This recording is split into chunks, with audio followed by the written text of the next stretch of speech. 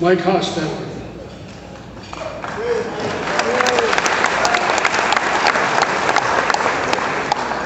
Thank you. Mike Hostetler is a WGAL former, retired now, sportscaster, and he will continue the rest of the evening as Master of Ceremonies. But first, here are some quick facts from Homeland Security on Mike. Mike worked for WGAL for 33 years, significantly as an award-winning sports broadcaster and writer. Mike has been athletically involved his whole life, in childhood and in adulthood. And as I'm told, Mike leads all WGAL athletes in broken bones. He's from Mansfield, Ohio. Yeah. Well, that's coming up. He's a graduate of his all-time favorite college, the Ohio State University. I'll let him comment on that shortly. At WGAL, he initiated the popular TV segment Sports Challenge, with him competing in bull riding, logging, maybe skydiving, and many other attention-getting sports. But Mike's all-time favorite, professional or amateur athlete, is his cousin Larry, if you recall that. So please join me in welcoming Mike Hostetler.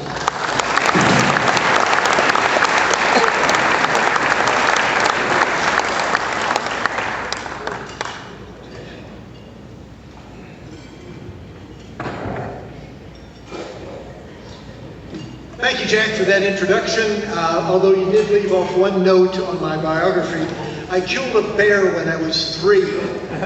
Bear hands. He mentioned Ohio State. It's funny, I might be the only alum in the country who does not have loyalty to his college. I cheer against the Buckeyes every chance I get, including when they play Penn State, or even worse, when they play Michigan. So all my friends back in Ohio always rub it in when the Buckeyes beat Michigan, but that hasn't happened lately. We have all the bases covered tonight with the induction ceremonies. We've got football, track, basketball, swimming, coaching, volunteering. In fact, tonight's 4 inductees will now bring the total number of Hall of Fame members in the Lancaster County Sports Hall of Fame to a nice even 100. Wow. So congratulations to tonight's inductees. It's funny, when I was first approached about emceeing tonight, I told Jack, well, you know, even though I'm retired, I'm still trying to stay busy, and I'm not sure I'll be able to squeeze it into my schedule. And then thankfully he and the committee came through with that check for $5,000, and I was able to write it right in. So I'm glad and excited to be here tonight. I worked at WGAL for decades and could never come to the event because I was always working. So I'm very happy and excited to be here tonight with all of you for this event.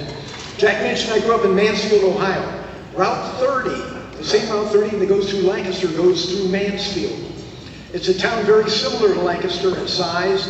It has rural farm country surrounding it. And yet, in 50 years back in Mansfield and the area, I think we've had a handful of athletes go Division I. We sent one guy to the NBA. And then I moved here to Lancaster, and our first college signing day, there's dozens of kids going Division I. There's all sorts of athletes from this area who played in the pros with baseball and football. And I was really astonished at the great depth of athletic talent in this area. And certainly tonight's Hall of Fame inductees prove that point. At this time, I would like to introduce Dana Christ, the daughter of J. Freeland Christ, for whom the Hall of Fame awards are named after. Without J. Freeland Christ, we would not be here tonight. He was the one who started this banquet. He started banquets before it to honor these athletes, and so he is owed a great debt of gratitude. Dan, if you'll hand out the awards. Let me give these to you.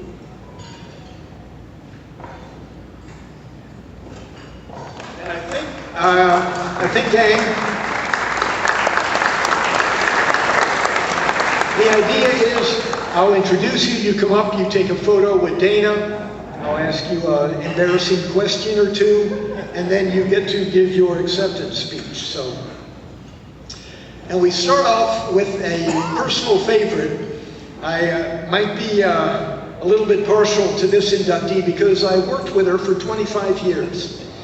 Barbara Barr, a McCaskey High graduate.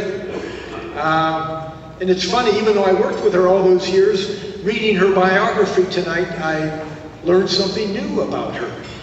She might be the only person in Lancaster who not only was a terrific athlete, but covered high school football for WGAL's Football Friday, and has also interviewed numerous presidents of the United States. She is the best political reporter in the area and has been covering politics for WGAL for a long, long time. She did 3 sports at McCaskey, but was a standout in basketball. She led the Tornado to the state finals in 1979. She was named first team All-State. From there she went to Boston College and played collegiate basketball. And then, after her college career, this is what I didn't realize, she went over to England and played a year of professional basketball over there. She is the only member of the Lancaster sports media, while covering high school football for Football Friday, the only member of the media to ever recover a fumble from the press box. Never been done since either.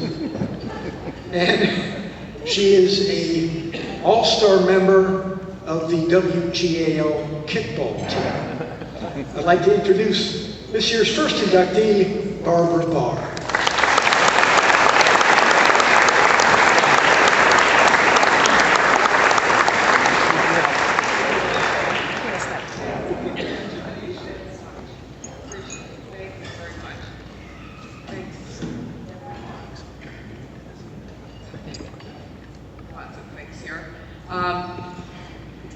Mike, I don't know how really to top that introduction, but I am glad you were able to fit us into your schedule, your busy schedule right now. We would have had champagne, but the $5,000 went to Mike, so, just let you know, we would have had fine wine, but it's okay, Mike. We love you. We love you. Yeah, drinks are on him afterward, right? Mike is right. We worked together at WGAL for a number of years, and one of our favorite things that we did was, of course, Football Friday, which he mentioned. And this time of year, we used to do a Halloween show, where it used to be a half hour, and we would dress in costume as various celebrities. And the question that I got asked most often is, which one of you would dress up as a blonde female celebrity more often, you or Mike? I was Lady Gaga. He was Britney Spears. I was getting to that, yes. I was Elsa from Frozen, and yes, in his possibly greatest role, he was Martha Stewart. Martha was going through some hard times then. In fact, I think she was doing hard time, right? She was in an orange, or he was in an orange prison jumpsuit, yes, for Halloween. But who knew Martha and Snoop Dogg would be the breakout stars of our Olympics here? I mean, incredible, other than our great athletes, of course. So anyway, you never know what's going to happen. You can still dress in equestrian gear, Mike, this Halloween if you want to. I want to thank and I want to congratulate all of the fellow inductees and award winners here. It's my honor to be a member of them. We have Olympians, NFL stars, all-around athletes, great coaches. It's just my pleasure to be part of this whole group tonight, and to have so many people here in the audience that decided to come out and see us. I really appreciate all of you taking time, and it's a great honor to me. I want to thank the Lancaster County Sports Hall of Fame Board. Thank you for inducting me. It was a really pleasant surprise. Full disclosure, I'm a member of the board. I did not vote for myself, so. But so thanks to I'm an only child, so thanks to all my brothers and my one sister, Denise, on the board. You're just like family members, and I really appreciate this honor. And so many more are going to get inducted into this Hall of Fame. It's just been rewarding to me to cover sports here and play sports in this area because there are so many great people. We've seen the Olympians, the field hockey team this year, the professional athletes, so it's a really hard choice to induct members. For me, there's so many people to thank, and tonight is all about thank yous. I thank the dear Lord not for winning or losing awards, but just for his many blessings. And the person, I hope you don't mind, I brought a picture of my mom. My mom was a single mom who raised me herself.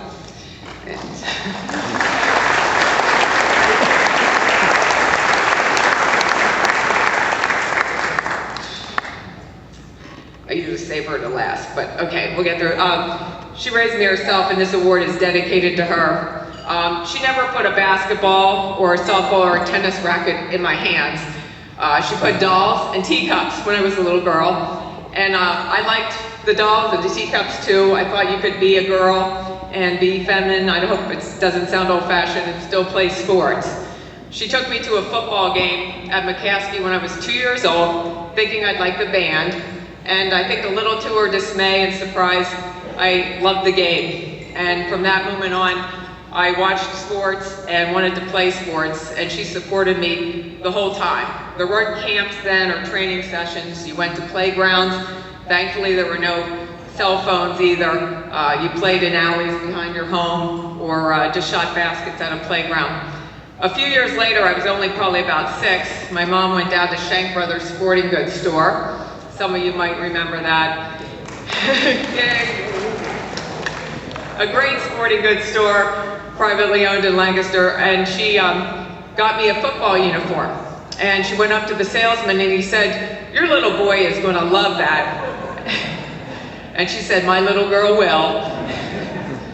And I did, for sure. She would watch games with me even though she might prefer a mystery or a Western or an old movie on TV. And when the scores got close, I, of course, emotionally weak, would run out of the room and say, "I can't stand this anymore, I'm not going to watch." She'd sit there and watch it for me and finally say, "Honey, you can come in now, we won the game," or "We scored a touchdown." So she would watch games with me, support me at McCaskey. When I went to Boston University, she supported me there too, in England, and of course, like all moms do, recording sportscasts or newscasts, whatever you do when you're on TV. She went to a McCaskey game, and I know my tennis coach said it was so nice sitting next to your mom at the game because she didn't just cheer for you, but she cheered for everyone and didn't say anything negative. So one of my proudest moments from her. I want to thank my family, they're back there. My Uncle Bob, he would be mad if I didn't say, a great football player at McCaskey, track star, member of the unbeaten football team in the late 50s, who took my mom, who took me to practices, and took me up to Boston University when I got a scholarship there. And to my cousins, Beth and Scott, Tom, Kay and Karen, your spouses, thank you all for being here tonight and for all your support. Really appreciate it. And your parents, we always went out for dinners and parties and shopping, so just thank you so much for all that you've done. I want to thank 2 teachers at Robert Fulton Elementary School. They were mentors to me. Ken South was the gym teacher there, and he saw in me athletic ability, and especially with basketball. And he and the boys at that school actually voted me onto an all-boys basketball team. And this was 1972, I was the only girl. Title IX had just been passed, but they didn't need a law to actually recognize and respect and reward ability in basketball. And I will always be grateful for those boys and him as a coach because they were so far ahead of their time to invite this girl onto their team and be the only girl on that team. And he promised he'd go see me play at McCaskey High School later, and even came to Boston with my mom when I was at BU. So I thank him so much. We lost him last year, but he was a very dear mentor to me. My 6th grade teacher at Robert Fulton was named Jane Schisler, and she made me the broadcaster of the school. And I think she saw in me journalistic abilities long before I did, or a career. I wasn't interviewing presidents or Super Bowl MVPs then. I think the important things were the lunch menu, that I got that right, the intramural result, and also I would introduce a talent act that usually featured an accordion player. I don't know why, but anyway, that was how I got my start in broadcasting. From there, went to McCaskey, where I was very fortunate to play for Lee Bossert and Dave Myers. I want to mention Tom Ingram. My 6th grade math teacher from Fulton School just came up. I hadn't seen him in years, and introduced himself again, and he was another great teacher at Fulton, so thank you for reconnecting after all these years. We then went to McCaskey, where Dave Myers was sitting over there in that corner, and his wife Margie. Hi, Dave. He and Lee Bossert were building a powerhouse at McCaskey at that point, and we were fortunate. My teammates are there as well, great teammates. I wouldn't be here without you guys. And they're saying, you're darn right you wouldn't be standing here without us. We carried you for years. Thank you all. We were very fortunate. We won a lot of games. We had a lot of fun doing it as well. And we may be the only high school team, yep, a McCaskey fan. We were the only team that our high school actually flew us on a plane to our state championship game, I think. So, just incredible. My former executive producer wanted to launch an investigation into that whole thing. How could they afford to fly the team on a plane when they didn't have air conditioning at the school? But it was first class all the way. Dave and Lee Bossert, who we lost last year, great coaches. They prepared us for games, for teams, and it's some of my fondest memories. Dave in particular always knew when to put an arm around one of the emotional girls on the team, mainly me. He's saying, yep, when we needed some encouragement. They also helped me get a scholarship to Boston University, which I wouldn't have been able to afford to go to the private school otherwise. I went up to BU. I was lucky, hit a shot. We made it into the national tournament. We won another tournament at Penn State. We had a lot of great memories there, a lot of great teammates. Sunday mornings, when most of the kids were sleeping off hangovers, my coach there made us run sand dunes on Cape Cod and try not to get sick doing it. But those are the kind of workouts, and I know talking with Kyle and all of the athletes here that put in a lot of effort that you don't really see. It's all that effort that you do before you get onto the field and onto the court that a lot of people don't see. And I know running those sand dunes and doing those things made me a better, stronger person throughout life to handle some of the ups and downs that you go through during life, and always remember that. When I was at BU, I did an internship at WBZ TV Sports and worked for a man named Bob Lobel. My teammate came out and said, Barbara, I think you found your niche. And it was a great experience working in the sports department there. He even hired this 21-year-old college student to fill in producing. I don't think I knew what I was doing in the control room in Boston, but I somehow managed to produce sportscast for him. And it was my first real taste of television, and I kind of never looked back. I loved it then. From Boston, I did go to London, England. I played for a team called Crystal Palace.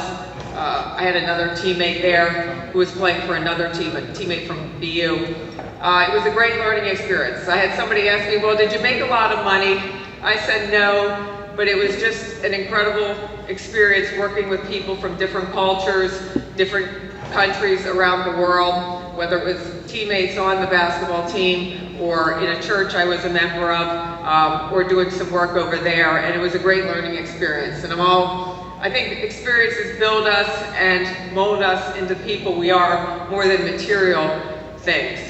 I came back here, I ended up doing broadcasting. It's been a long career. I worked in New England, covering some of the Patriot early Super Bowl championship teams, Tom Brady, Olympians up there, and then I ended up coming back down here where I do a little more news, and I've been fortunate enough, as Mike said, to interview presidents, and thank you for giving me a break from the campaign trail tonight. It's less than 2 weeks till the election, thank goodness. But not just those, sometimes it's people that I've had the honor to interview who do great things in their community. They might not be famous, or maybe they need help from their communities, or the World War II veterans. I've had the pleasure of doing all of those things thanks to my work in television and broadcasting, and it's been a great honor for me. I want to thank WGL Cindy DeLuca, our general manager, and news director Kristen Kay for being here tonight, for taking an ad out in the program as well, for all their support and entrusting me to tell people's stories. It's like sports and broadcasting, you have to work as a team, and it's something I've always learned. I think it prepared me well for this. And I just try to mentor some others. We have so many people giving back to the community. I know these people do. And I want to do that even more. I try to mentor some of the young people, whether it's in sports or television, because there were so many people that reached out and helped me and showed me respect, not resentment. And I wouldn't be here without them. And just lastly, in closing, I'd like to say my mom once wrote me when I was 20, on my 21st birthday, that I made her want to be a better person, and she wanted to live up to me. Well, it's her that I want to live up to, and she has made me a better person. So thank you all for this honor. Really appreciate it. Thank you.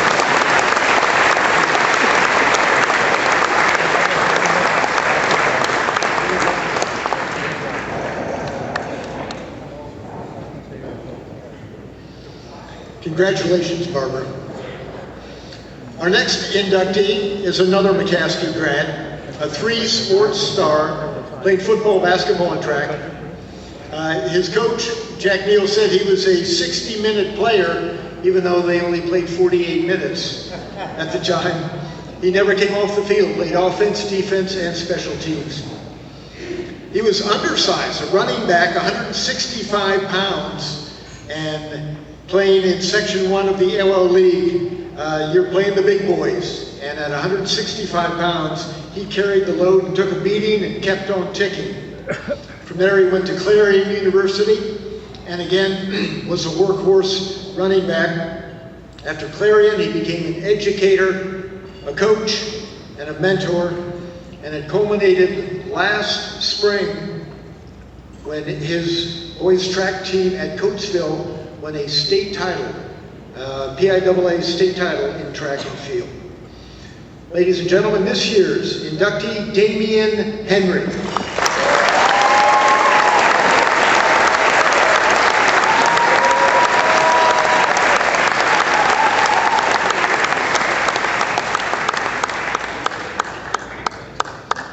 Now, before your speech, Damian, let me ask you this. We talked earlier, and you told me what your proudest moment in high school football was. Can you recount that? 1988, we played York High at Catholic High Stadium.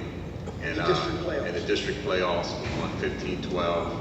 And it was a very highly contested game. And I never forget, we won the game and I came home and they had cake there for all the players.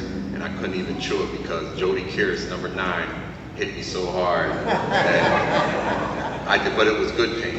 Good pain. And he still remembers the guy's name 40 years later. Yes. I'll remember that 60 years later. Good evening. I see Dakota Nesbitt. Dakota Nesbitt, can you raise your hand? That's the superstar right there. So I just want to give her a round of applause. Keep being the champion, and I want your autograph after the ceremony. I'm serious.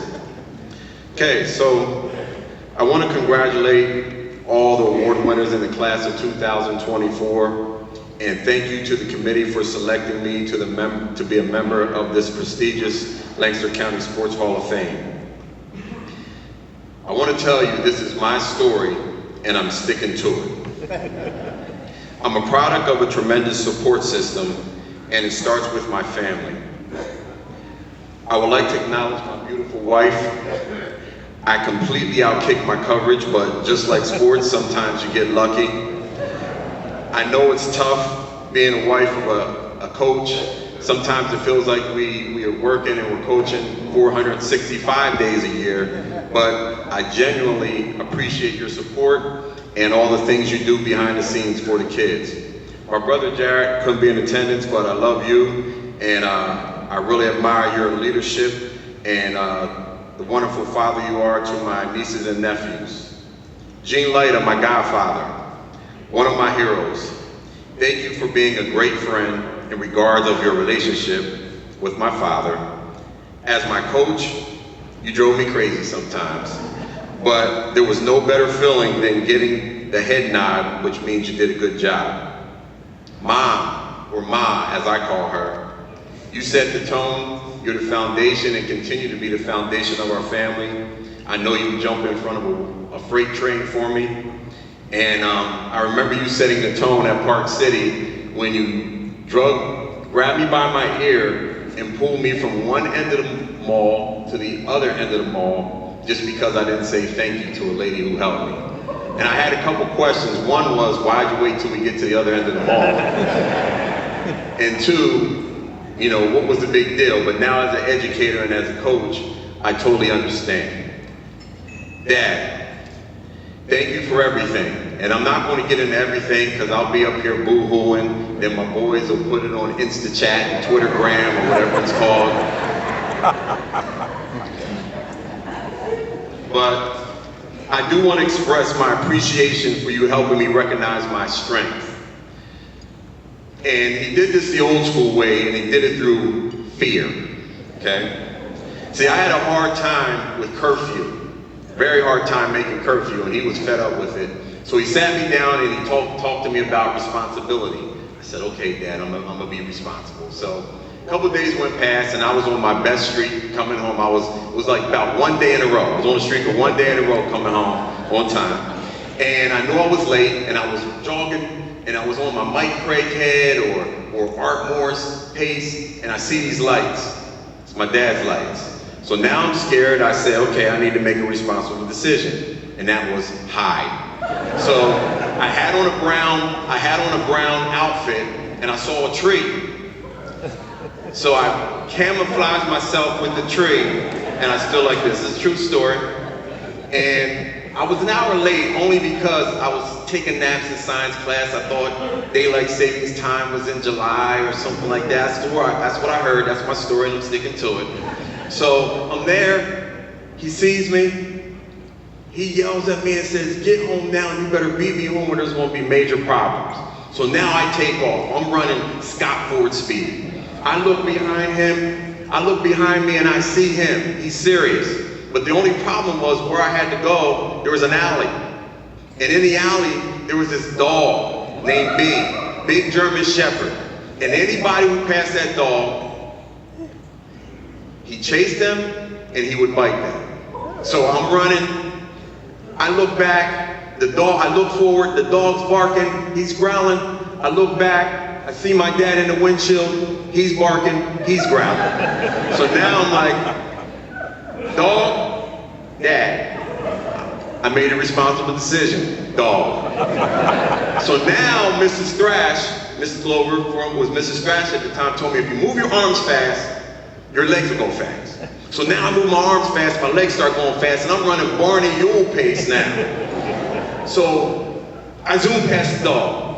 The dog looks. Don't you know the dog chased the car instead? That's when I knew I had speed. So thanks, Dad. I appreciate that. My parents, they brought me this bike. They brought me a bike, you know, to make curfew, but I got this bike and I decided that I wanted to go to McCaskey High football games. And I went to McCaskey High football games. I knew I wanted to be a Red Tornado. After the games, my friends and I, we would sneak in and we would wait till everyone leave. We had a little secret entrance that we had no idea how it got there. But we would go in this entrance and we would play 2-on-2 football and use the whole field with nobody there. And I would pretend I was my favorite players. I would wear 33, I'm Brent Thomas. If I had 22, I'm Tony Woods. If I had 54, I'm John Gambert. If I had 34, I was Greg Jones. If I had 25, I'm Jeff Hartman. And if I had 30, I was Scotty Bear. Those were my favorite players at the time. And then we would end it where we would get on the track and we would race, and I had to be Walter Wack. Okay, which brings me to this. I looked at the list and I didn't see Walter Wack. I nominate Walter Wack. I'm Damian Henry and I approve that message. Okay?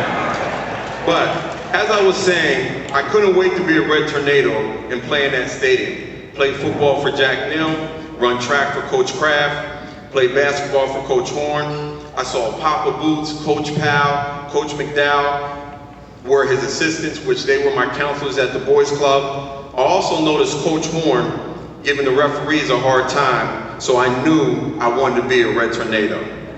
My dreams then turned to reality. I was at Stump Field, banging on pads, yelling defense, defense. We were all orange, but we yelled defense, defense, and we said green machine. And I didn't know why in here. It was because green machine was our favorite big wheel, so that was our chant. But I finally got that opportunity, and that dream turned into a reality. And I cherish those moments. Cherish the moments of being part of that 1988 football team, beating Catholic High, led by a guy I know real well, 61-0. The York High football game, and all the people in the stands. The big crowds we played when we played Hempfield, led by Coach Goodling. Manheim Township, or Columbia in basketball. Winning a track and field team championship. Setting what used to be the 4x4 100-meter relay record. I was fortunate to be teammates with Victor Muhammad, Eric Jones, Kenny Myers, Mike Craighead, Anthony Thomas, Lavelle, or Bam as we call him. Young men who exemplify leadership and the type of leadership that I try to instill into my athletes, student athletes in my program that I'm running today. I want to thank Scott Feldman, Carl Frederick, Jack Neal, and Jack Blackman for giving me the opportunity to coach at McCaskey and get my career started. Those moments I will always cherish. Can my Coatesville family please raise your hand back there? I want to thank you guys for your support. I know Coach Smith and Coach Ingham are here. You know, between our staff, we have a big staff. I don't want any super coaches. You find one event you get passionate about, you love it. Between our staff, we have about 250 years of experience, passion, and knowledge. I want to also thank the former state rep, Mr. Harry Lewis, and Mr. Earl Soup Johnson for their unwavering support. And I want to thank Mr. Terrence Laird. I had the opportunity to coach him. He's here tonight. Flew in from Mississippi to support me. He's a 3-time state champ, 2-time national champ at LSU, and he's currently running for Adidas. So I'm blessed. I just want to say, in conclusion, I would like all teachers, counselors, mentors, friends, teammates, anyone who had any interaction with me, please stand. I'm telling you to, not asking. And I would like you guys, and what I want to say is, you guys I know are joining these people who had an impact on my life. Buddy Glover, Reverend Frederick, Coach Carl, Coach Way, Coach Kraft, Coach Resch, and Coach Powell, who I know are standing up and looking down.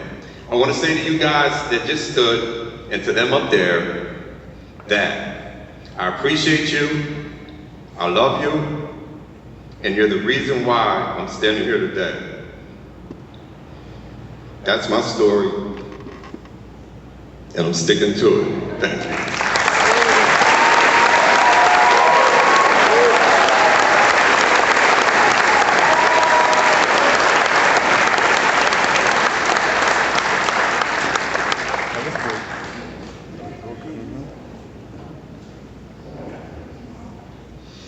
That was a terrific job. We could have used you on Football Friday all those years. Great job, Damian. Thank you. Our next inductee is arguably the greatest swimmer in Lancaster County history. He is part of a very select group of athletes from this county to go to the Olympics. 2000 Sydney Games, a swimmer. He finished 6th in the 200 breaststroke. Before that, he was an 11-time All-American at Georgia. I should say after the Olympics, he became an 11-time All-American. He went to high school at Hempfield, where he won 5 gold medals at the state meet and was named the State Swimmer of the Year one of those seasons. This year's inductee from Hempfield High School, Kyle Salyers.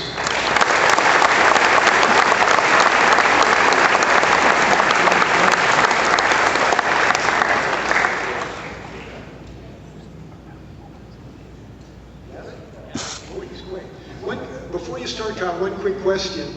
After high school, Kyle took a year off before Georgia and trained for the Olympics. Could you describe what a typical day training was like for you? 5 a.m. to about 7:30, 8 a.m. practice, and then we do dry land for an hour. I'd go home and nap and eat like a rhinoceros, and then back to another 3-hour workout. So we swim about like 7 or 8 hours a day. Plus stretching? Plus stretching, and plus, I mean, just counting stuff. It was just eat, swim, and breathe everything about the Olympics that year. So how many calories were you burning? I don't know. It's kind of probably the 10,000 mark. Calories weren't as big back then. You could use some of those. Take that microphones. Yeah. The stage is yours. Calories. Hey, thank you. I just want to, before I begin, I just want to say hi to my wife, so she's not here today. She's in Vegas on a work trip. And I also want to say hi to my 5-year-old son over there. Hey, Layden. Yeah. Maybe the next one up here. But I just want to say thank you to the committee. This is much more than I expected. I was talking to Barbara about this. This is a really great event. I also want to say thanks to the athletes and congratulations for being up here. One of the biggest reasons I'm up here is because my mom and dad, of course. My mother, she's over there. She's probably one of the most selfless people with regards to her kids that I've ever seen. She used to drive us back and forth for swim practice, 2 or 3 times, sometimes 6 times a day. I don't know how she had that much time, and also was working. So I just want to thank her so much for that. Thank you, Mom.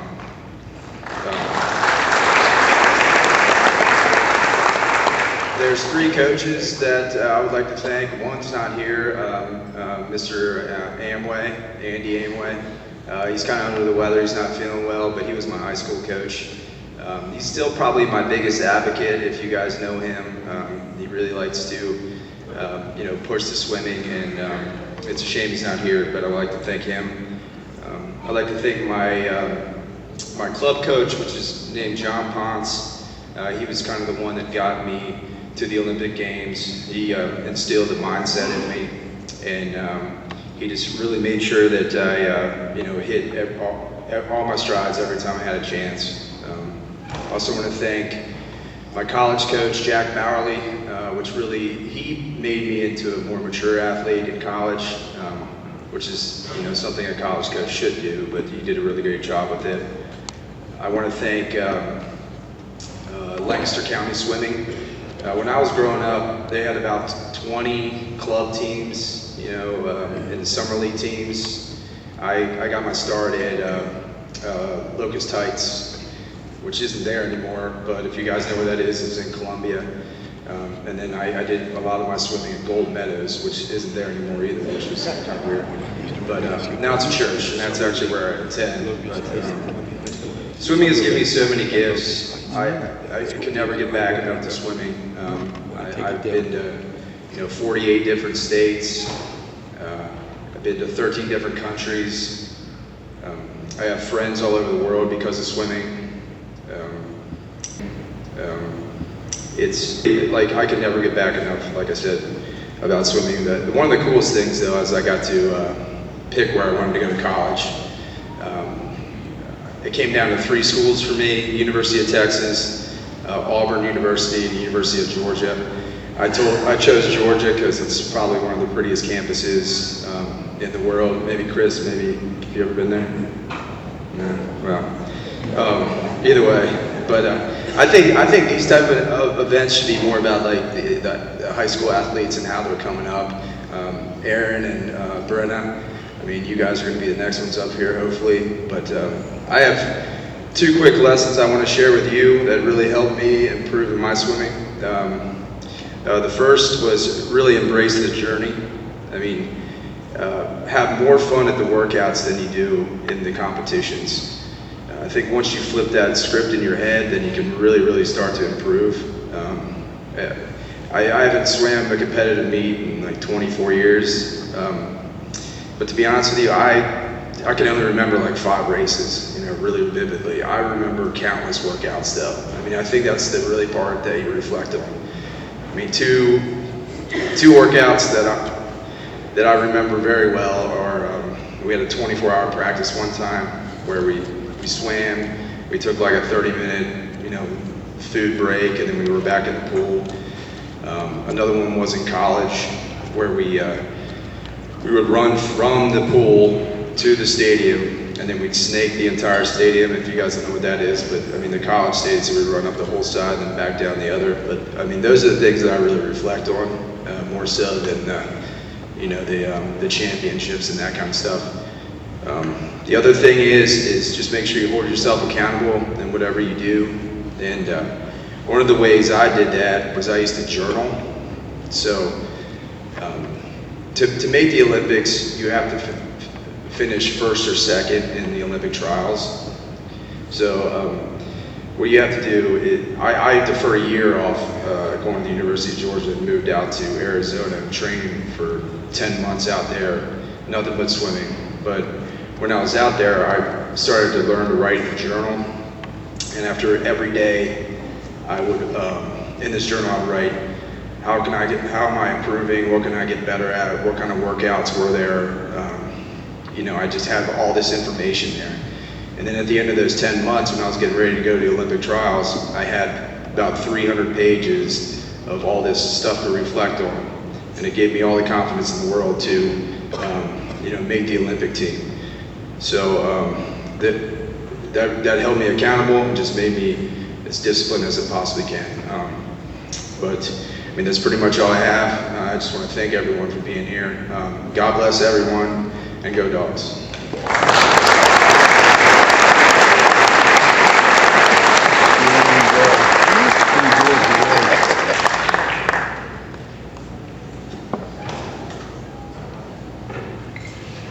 A note for all of you out there, tonight's event is being videotaped by 717 Sports, and it will be aired multiple times on channel 66.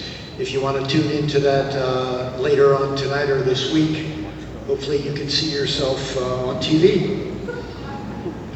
And wouldn't you know, I didn't wear any makeup or hairspray tonight, so I'm out of my element. Kyle, I'm going to take this home if you don't mind. I'll just change the name and cross it out. Our final inductee tonight is another McCaskey graduate. He is one of just a handful of athletes from Lancaster County to play in the NFL. He is one of only 3 athletes from McCaskey to play in the NFL. Spent 8 years in professional football after a terrific collegiate career at Pitt. But what really impressed me about this young man is after his career in the NFL, he continued his education. He now has 3 degrees. He got a degree in economics from Pitt while playing football. After the NFL, he went to UCLA and got a law degree, then stayed at UCLA and got a degree in film production. He now owns his own video production company in Philadelphia and works for NFL Films. He recently produced a piece for the pregame of an NFL Thursday night football game. It's my pleasure to introduce Chris Wilson.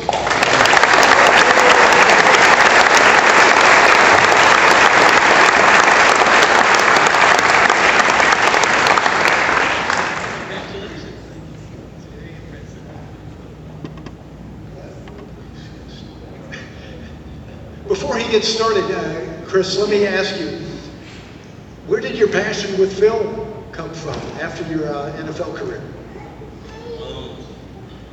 I think I always had a passion for film. I think it just lay dormant for a while. Me and my cousins who are here today, we're about the same age, and so growing up, we used to sit around and watch movie after movie after movie and recite lines from the movies. studying entertainment law at UCLA and sort of getting a little bit closer to the industry, it sort of rekindled what was already there. And so I pivoted after law school and stuck around at UCLA and went to film school. What's your favorite movie? Or what was it then? I really love a Brazilian movie called City of God. It's one of my favorites. What years or? All right, the stage is yours. Stage one, all right, cool. How's everybody doing, man? Thank you. The first thing that comes to mind is just, you know, an immense amount of gratitude comes over me. I'm thankful to the Lancaster community and the Lancaster sports community in particular. I want to thank my family first and foremost, because I think they're the ones who initially ignited that competitive spirit in me. I think every time we get together, we're all trying to outdo one another in one way or another when it comes to debating something, or I'm better than you at this and faster than you at that. You know, I bet I could do this more than you. So I think that was kind of the genesis of my competitive nature. I think it started in the home. I'm not originally from the Lancaster community. I'm from Harrisburg. I'm from Uptown Harrisburg, and so I didn't really play a lot of sports when I was a kid in Harrisburg. But I did get started with baseball. So baseball was my first love, and so in moving to Lancaster, I no longer played baseball. I didn't know a lot of people in the community, and I didn't know how I would fit into the Lancaster community. I moved around the corner from F&M, around the corner from Wharton Elementary School, and I just remember the house across the street from Wharton. There was a flagpole, and there was a Confederate flag hanging over the doorstep of that house. And so every time I walked around the corner to go to the playground to play, I saw this Confederate flag. I didn't quite know what it meant, what the symbolism was behind it, but I did know that the two kids who were about my age, who lived in very close proximity to that playground, every time I would walk onto the playground, their father would come to the step and call them inside. That year that we moved to Lancaster was also the year that the Ku Klux Klan had a march through downtown Lancaster. And so I didn't quite, you know, coming from Harrisburg, it was a bit of a different community, and I didn't quite know what to expect. To my surprise, also in that community that I moved to over near F&M was a bunch of kids who love sports. And so when I did go outside, there were other kids in the neighborhood who wanted to toss around the baseball, who wanted to play basketball, who wanted to go out on the grass and play tackle football or two-hand touch football. And so that was sort of my gateway into the Lancaster community, was the small sports community that I found there around F&M. My brother worked at the Boys Club, and my mom's office was also down on Dolphin Street near the Boys Club. So I would split my time between my neighborhood over there near F&M and the Boys Club. And so that was also a place where I met a lot of familiar faces, some of the faces who are in this room. What's up, son? That's my son back there, by the way. What's up, the Boys Club was another safe haven for me, and it was a place where I could go and be myself, and it felt a bit more similar to the neighborhood that I had come from in Harrisburg. So in those two places is where I sort of I got to know the Lancaster community. And my mom wanted me to know more people. She did two things. She signed me up for baseball here in Lancaster, and she signed me up for Boy Scouts. And those were two places where I met other kids who were like me. And the one thing that I've learned through sports and through these different sports communities that I've sort of grown to become a part of, is that sports is that one place where people kind of put aside their differences. There's one goal in mind. And for me, that goal has always been to win, and to win, and to win. And being around like-minded people really made me feel at home. And being involved in sports communities in particular, really, to this day, it's the safest place that I feel, or the place that I feel safest, right? So I want to thank the Lancaster community for that. In particular, I want to thank Clyde Brown for getting me started in football at Reynolds. I want to thank some of those coaches, Coach McLeod. I want to thank Coach Dixon. Going on to McCaskey, I want to thank Coach Neal, his staff, Coach Ruse, Coach Blackman, Coach. If I forget anybody, please forgive me. But Coach Way, another Coach McLeod, my stepfather was a coach on the team. Just thank you for believing in me when I didn't even believe in myself. Belief is a funny thing, man, because not only are you fighting other people's opinions, but you're fighting the opinion of yourself. And I think the quicker you can sort of insulate yourself and block out some of the outside voices, and get to the point where you're only dealing with that voice inside yourself, I think you're a little bit closer. And so for me, it's always been a battle against that voice inside of me that's saying, maybe this is too much for you. Maybe you're shooting too high. Maybe you're not good enough to reach that level. The people in this room, and my family included, and some people who aren't in this room, including my mother who couldn't be here, those people helped me combat that voice. The times when I didn't believe in myself, and I, always had a confidence about myself, and I always thought that I would make it all the way to the top.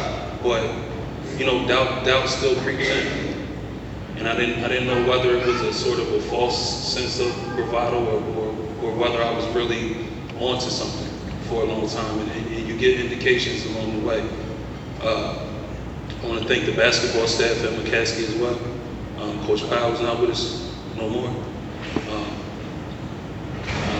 Coach McDowell, Papa Boots, Mike, all of my teammates, anybody who played sports with me and was along with me on this journey, I want to thank you, because you're all a part of my sports community.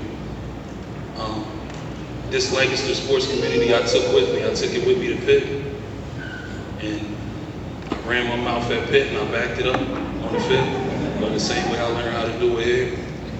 And once I took it onto the league, I ran my mouth there and I backed it up. And there were trials along the way. It definitely wasn't all roses. I fumbled the ball. I've dropped the ball. I've run the wrong route. I've embarrassed myself. But I feel like if you don't have the courage and the belief in yourself to keep putting yourself back out there, then you won't be around for the good times. And so by persevering and by having that belief that I learned here and having that competitive edge that I learned here, I was able to pick myself up again and again and again, and enough to have plenty of good times, to catch touchdowns, to have millions of people around the country and tens of thousands of people in stadiums cheering for me, whether it be in the playoffs or in the regular season. These are times that I'll never forget. These are times that were exhilarating and sort of the highlights of my sports career and my life, really. And I'm indebted to this community for those times. Each level you get to, you sort of pick up more people along the way. And so I appreciate everyone in this room for becoming a part of my journey and a part of my sports community. I want to thank the committee for bestowing the honor upon me, and I want to thank my fellow inductees for becoming a part of my sports community. Thank you.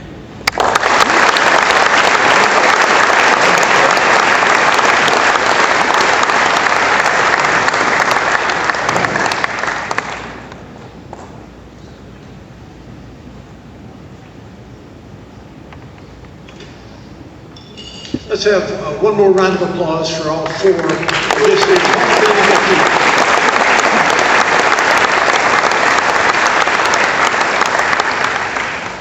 Next, it's my pleasure to announce the Kenneth Stout Award given every year to the Volunteer of the Year. This year's winner is Ken Riley, who could be called the Mr. Little League Baseball of Lancaster.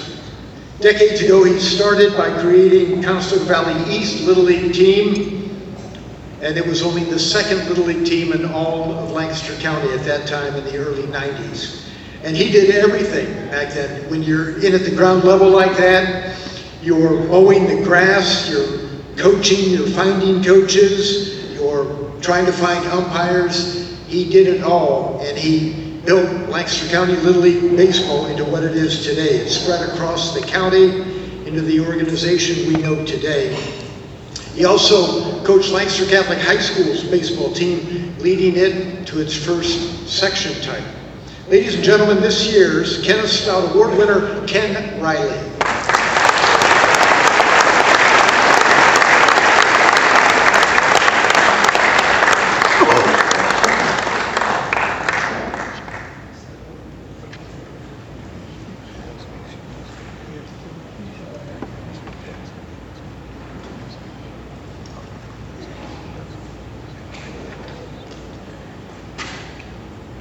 Good evening, everyone. First, I want to thank Lancaster County Hall of Fame organization for their hard work and dedication throughout these past years. Their effort are a great example of commitment to community, and thank you. Also, I want to express congratulations to my fellow recipients. Their efforts have not gone unnoticed. I want to thank my mother,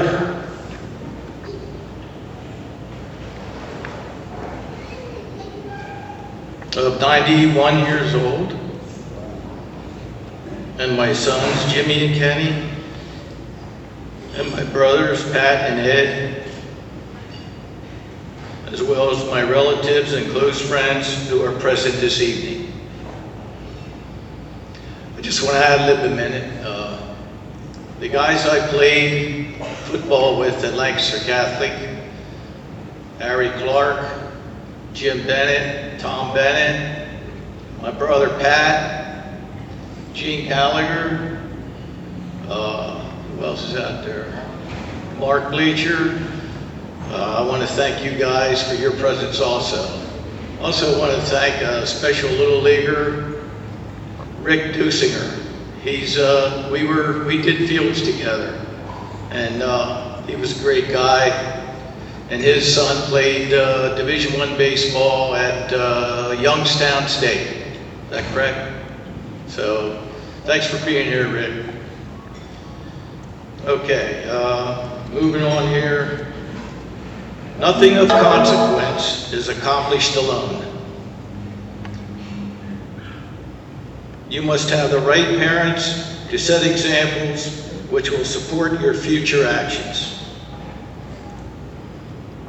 This brings me to an incident in my early 20s.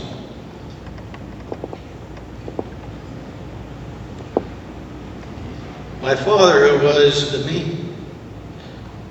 maintenance man at St. Anthony's Catholic School, was preparing the church for the Christmas season and asked me to help. Unknown to me earlier that day, my dad made plans to help an elderly widow woman with a plumbing problem.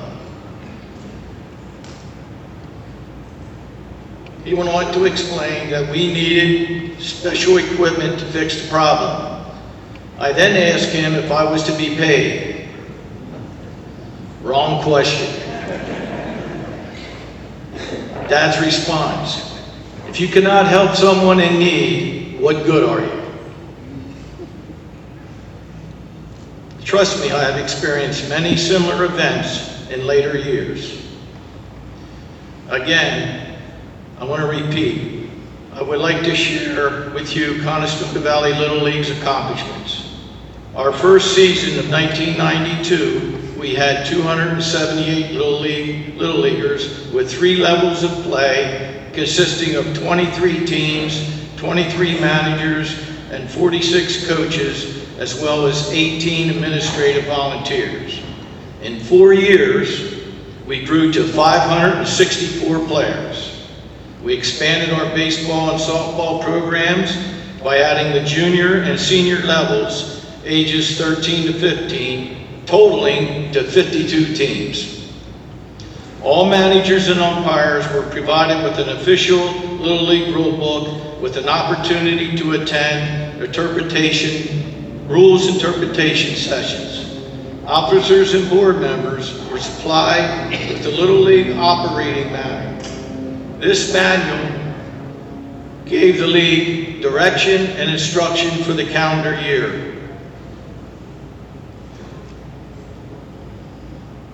This was our cookbook and kept us all on the same page.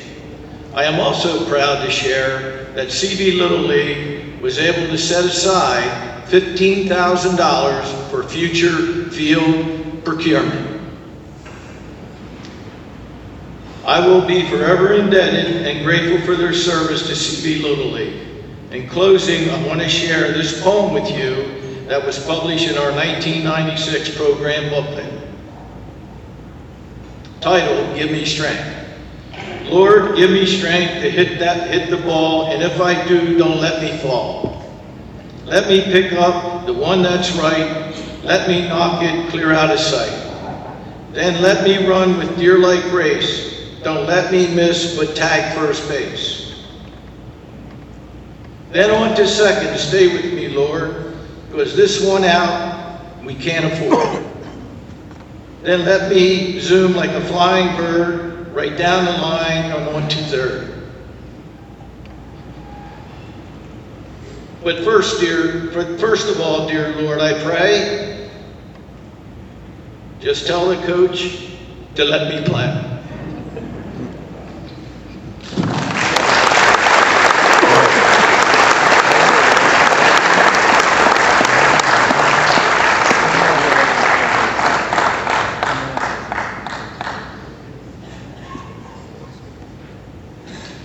Before we get to our next award, we are going to have an encore performance from Mr. Chris Wilson, who has one more thank you to give.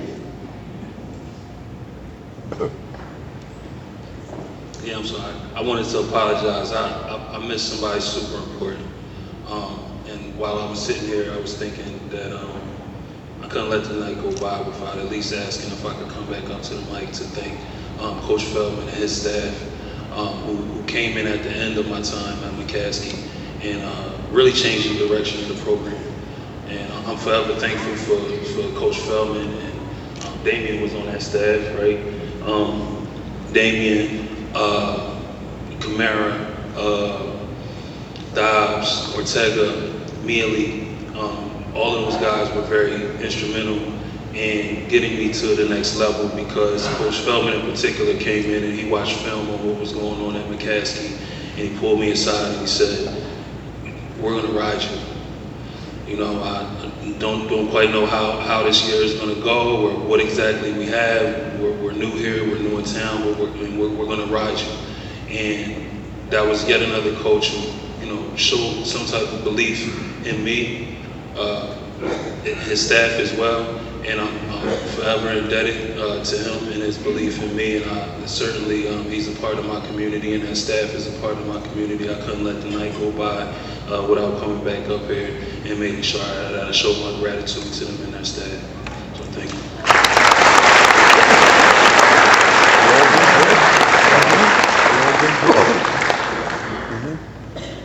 Boy, that staff that Coach Feldman had was remarkable. You had Coach Mealy, Coach Ortega, who both went on to successful careers of their own at other high schools in the area.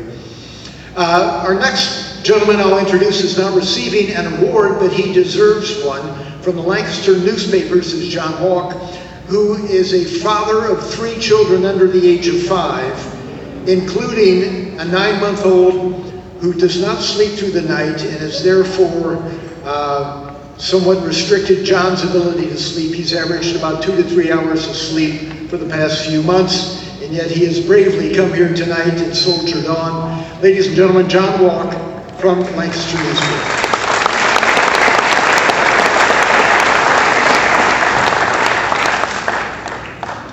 All right, good evening.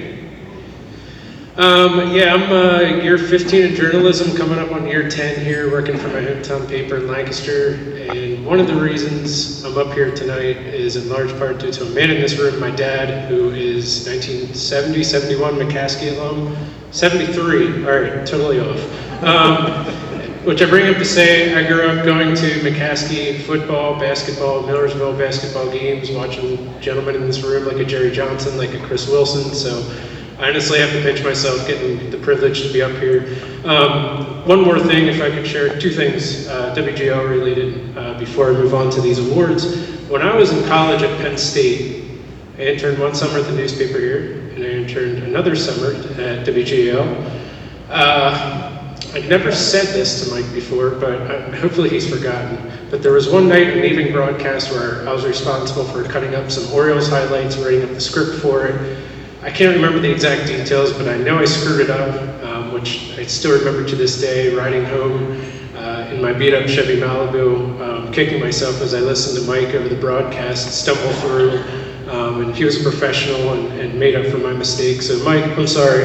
Hopefully I made good in the years since. The other thing, that internship at WGL morphed into helping out for the Football Friday broadcast edition, I think of 2009. And one of those Fridays was sent out, I think, down to Lampeter Strasburg with a big camera to go shoot highlights, driving my beat-up 98 Chevy Malibu, riding shotgun, Miss Barbara Barr.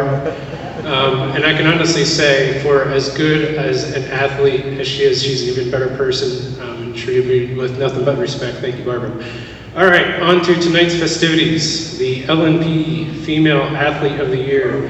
That award's going to go to Brenda Campagna from Manheim Township grad. She's not here tonight. Last fall, for the Manheim Township High School field hockey team, Brenda was the catalyst for a season of first for the program.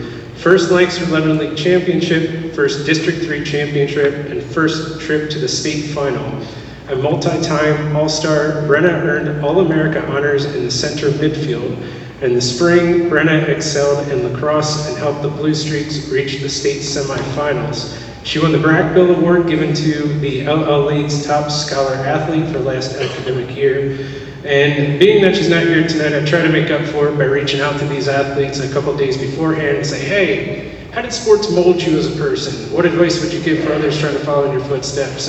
And could you get a response back to me that maybe I could share at the sports banquet? Brenna was kind enough to do so, even though she's at Wake Forest. She said, being on a team gives you a sense of purpose and belonging. Your teammates become your sisters, and together you create enough memories to last a lifetime.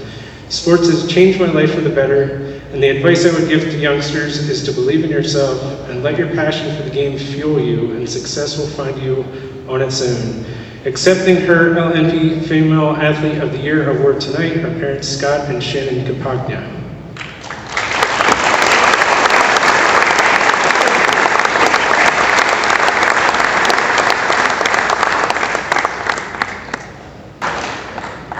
All right, Male Athlete of the Year, Aaron Enterline, Manheim Central alum. Enterline completed his senior season last fall with the Manheim Central football program by setting new marks atop practically every receiving record in the program's history, while helping the Barons go 11-2 overall, win the LL League Section 2 championship, and go to its second straight District 3 championship game. Enterline's success continued with an all-star season on the basketball court, where he helped Central win 20 games, go to the league semifinals, and to the district and state playoffs. He then went out for the Barons track and field team for the first time, and proceeded to win the Lancaster Lebanon League high jump crown. He finished off his prep endeavors by nabbing 2 catches in the prestigious Big 33 football game. He's now at Penn State as a preferred walk-on with the football program, hoping to play receiver for the Nittany Lions. I did reach out to Aaron last night. He wasn't able to respond because he had to study for, I think, a math exam, so my apologies. But accepting that award tonight on his behalf is Mrs. Mary Interline.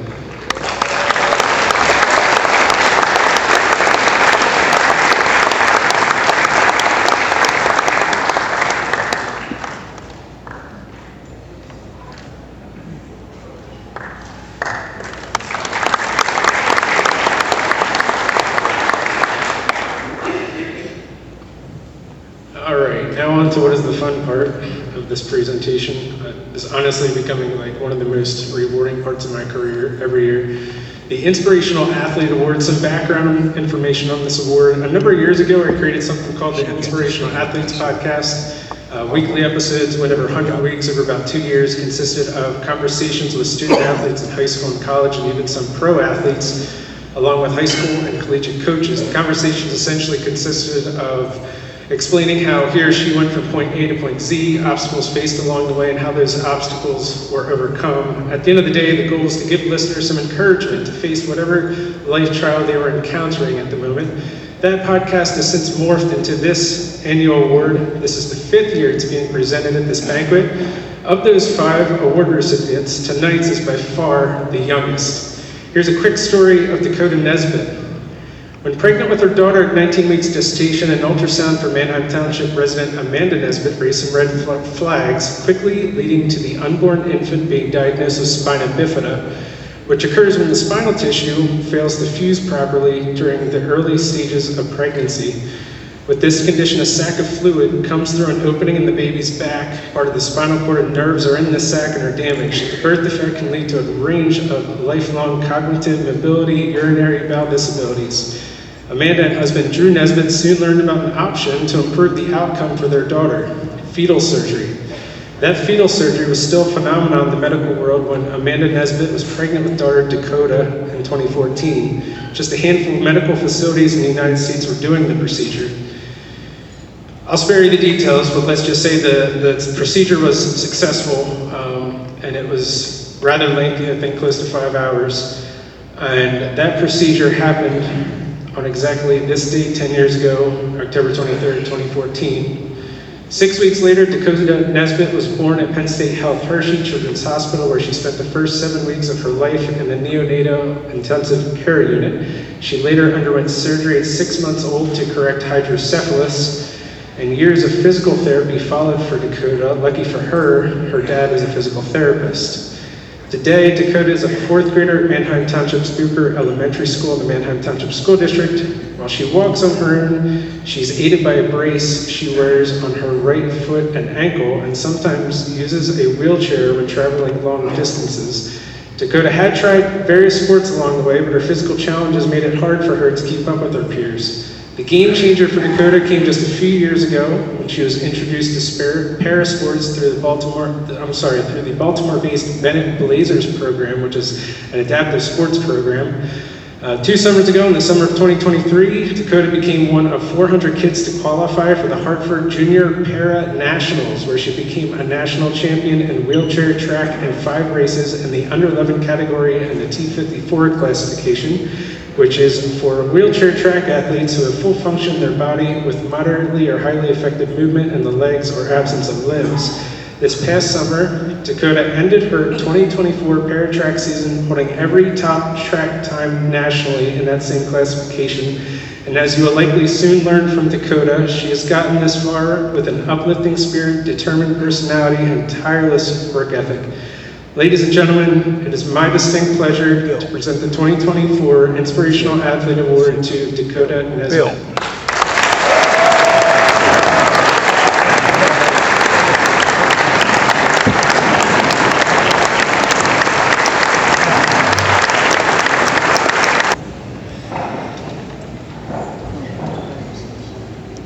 Hello, everyone.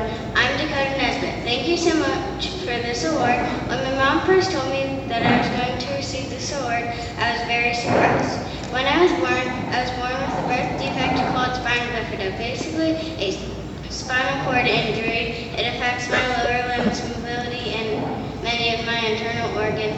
3 years ago, my parents took me to a wheelchair basketball practice. It was the first time that I had ever met other kids with disabilities just like me.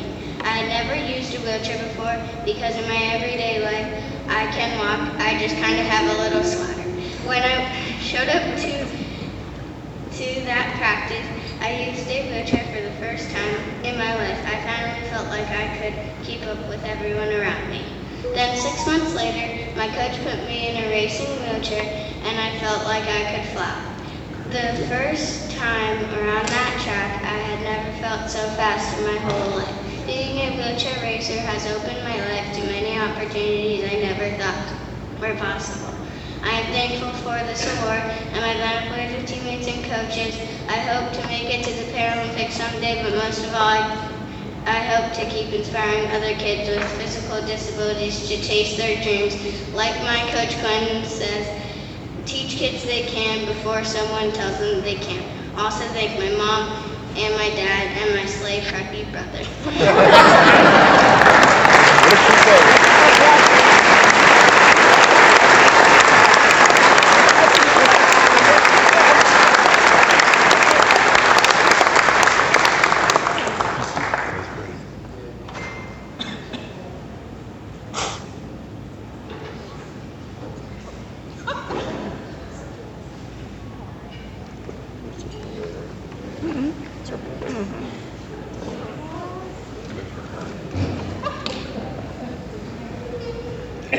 Sorry, one last thing for me. Presenting the George W. Kirchner Memorial Award, if you could please welcome to the stage Mr. Doug Kraft.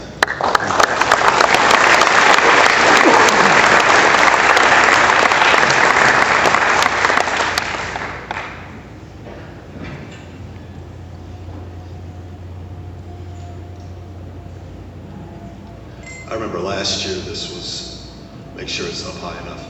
Very humbling to be asked again to present the George Kirchner Award, which is an award that is votable by our board members along with select members of the local media who have seen the landscape of sports throughout the last so many ever years.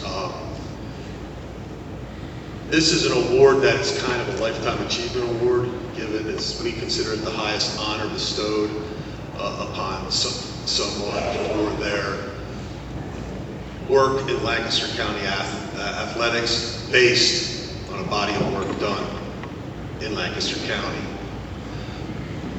This year's recipient, I got to see this guy at 3 different levels of life. One, being the son of a McCaskey teacher, I got introduced to McCaskey basketball really the first year of Coach Horn's career in 72, 73 when I went in and got to see him play on the stage in the first year of the LL League.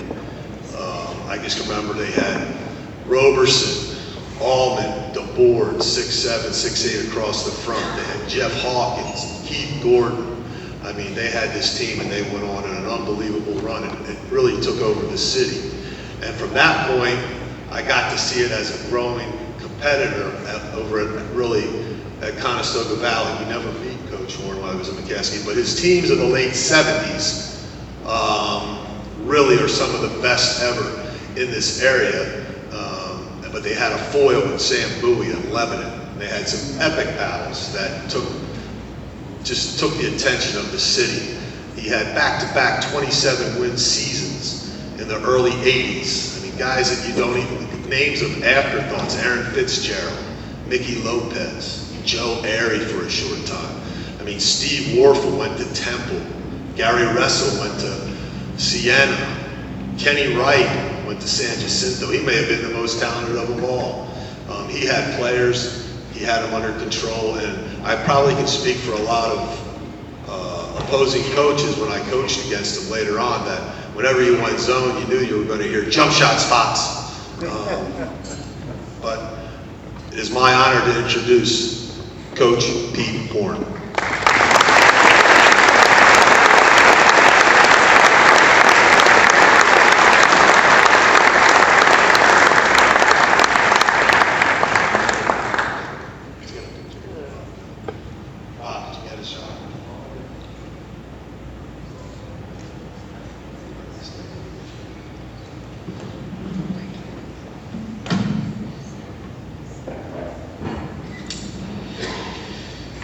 After listening to all the speakers tonight, I feel a little bit like the fellow, whoever he was, that had to follow Abraham Lincoln when he gave his great Gettysburg Address.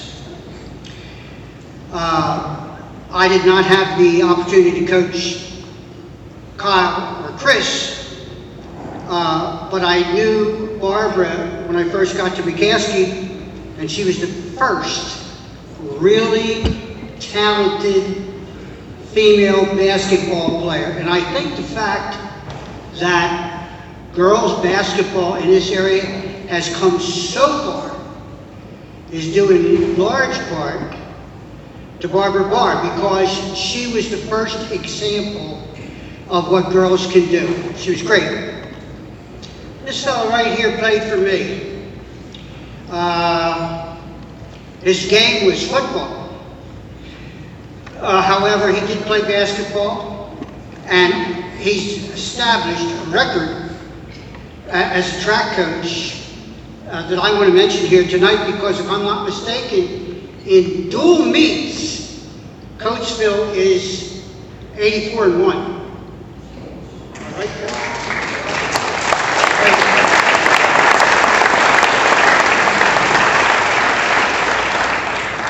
now, when Doug asked me to speak tonight, I said, how long would you like me to speak? And he replied, well, try to keep it under 90 minutes. And I will, I promise. Matter of fact, he said, keep to 5 minutes, and I'll even try to do that. Now, when Doug mentioned the award to me, the Kirkner Award, I was very surprised. And also, it made me stop and think about things that happened years ago when I was the coach and athletic director at McCaskey High School. And I want to say a little bit about those days tonight, but after thinking about it very seriously, I think I have two things to impart to this audience tonight. Those two things were, or are, how incredibly fortunate I have been throughout my life, and particularly my life in education. And two, if there's anything I know now, at 83 years old, I can tell you that nobody does it by themselves. If I hadn't had an enormous amount of help along the way, I wouldn't be here this evening. I'm going to mention a few people who deserve just tons of credit, but let me start with this. I had wonderful parents who were always supportive, and yet at the same time always anxious to make me toe a certain line. I didn't always do that, but I knew I was supposed to. I had two brothers. I have two brothers. They are here tonight, and I'd like them each to stand. My brother Harry from Maryland, my brother Nick from California.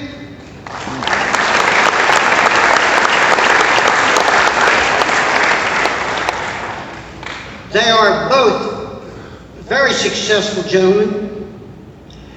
They're both quite young, much younger than I am, and taller. And the fact of the matter is, they have been very, very supportive throughout my life, and I can't tell you how much I appreciate it. I began coaching-wise when I was still in college at a little place called Muskingum College in Ohio, and was asked by the district athletic director if I would coach the 6th, 7th, and 8th grade team. But he said, I gotta tell you something, we haven't won any games in 2 years. I did it, more to help him than anything else. We had fun, and we ended the season about 500, which was a step up. I then went to, then while I was in college, very late in the spring of my graduation year, I got a call from the man who was the headmaster at West Nottingham Academy, where I had gone to school my junior and senior years. And completely out of the blue, he said, could I talk to you about becoming the head basketball coach at West Nottingham Academy? Believe me, I didn't know how much I didn't know. I met with him, took the job, and we did pretty well. We won more games than they had won in years and years and years, finished well over 500. But after that, I left and I went to Ocean City, New Jersey as basketball coach there, then to Freedom, Pennsylvania, that's the Freedom that's out near Pittsburgh. And then back to Washington Township in New Jersey, where I was there for 3 years and was also the athletic director there. I was so lucky because I had players everywhere I went. And today, believe it or not, I got a text from the fellow who was my point guard in 1970 and is now retired himself, having been a coach and an educator in South Jersey. His name is Ronnie Lucarini. He was a great ball handler, great leader, terrific defensively, and couldn't hit that wall if he shot it from 5 feet away as a shooter. I used to say to Ronnie, okay, Ronnie, tonight you can shoot it once, but I don't want you to shoot it any more than that. Sounds like you. Remarkably, considering athletes today, he said, sure, coach, that's what I'll do. Moving on from there, I had applied for the job at McCaskey, and there were so many things I didn't know.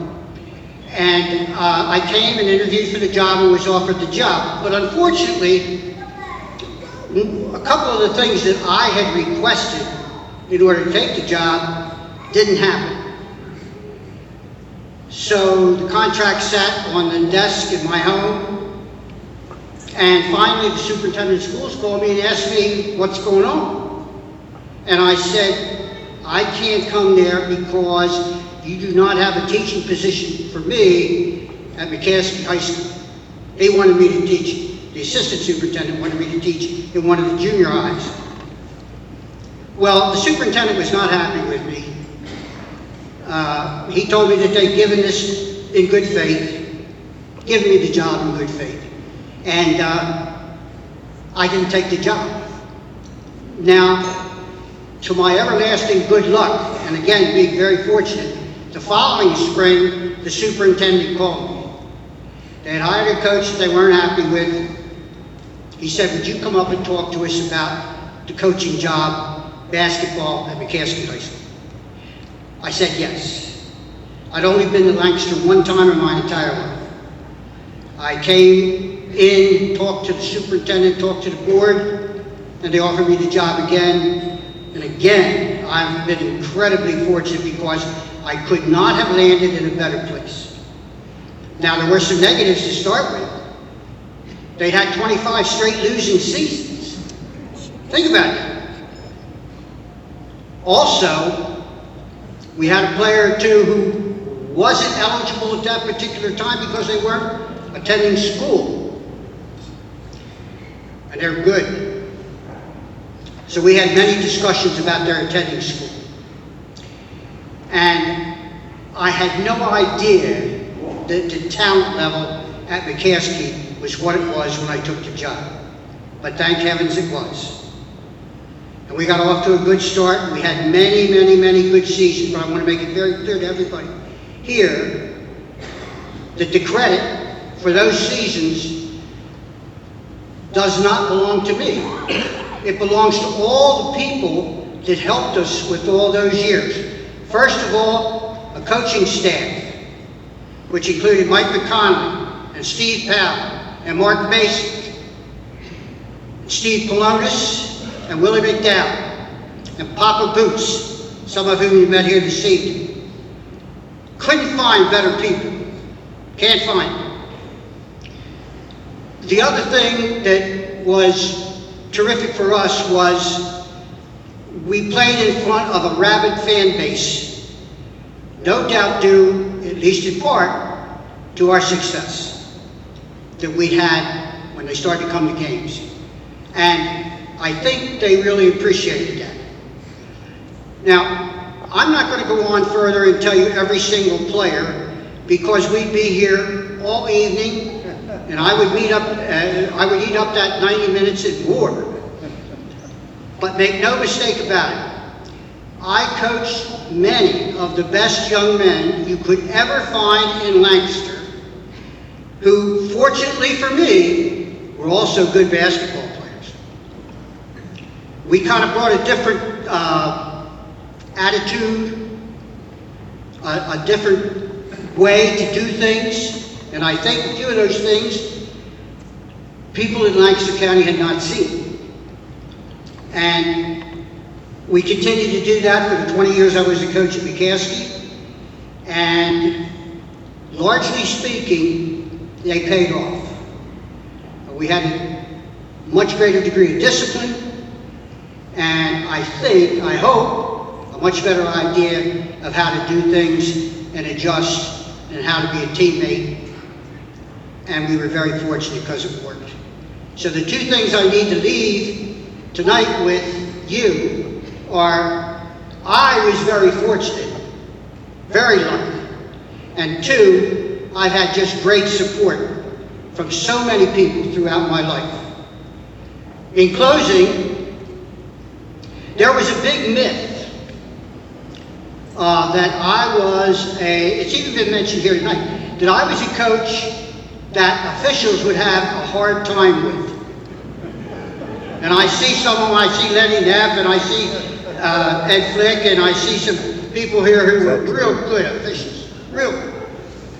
And this particular story happens to involve Ed Flick.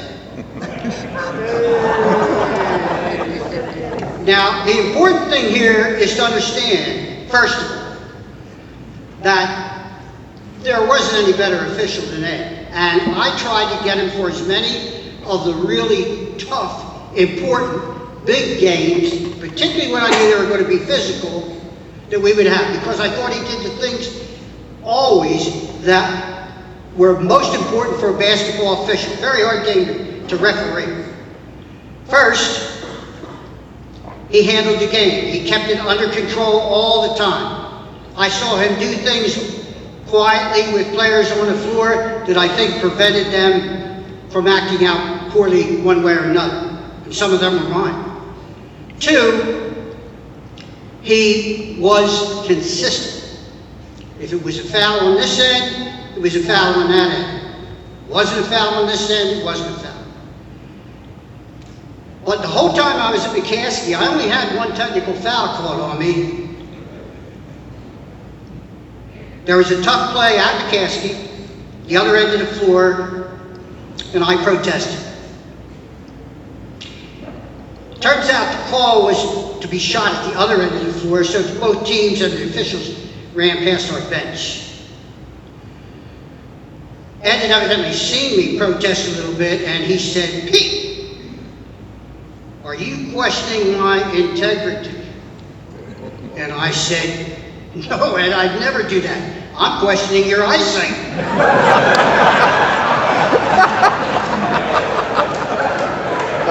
Bang, right there.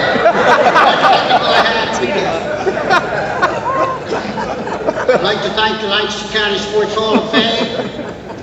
I'd like to thank everybody for being here this evening. It's been great to see so many people that I hadn't seen for years. And once again, nobody does it by themselves. And I might be the best example you know of somebody who positively didn't do it by himself, that had great help. Thank you and God bless.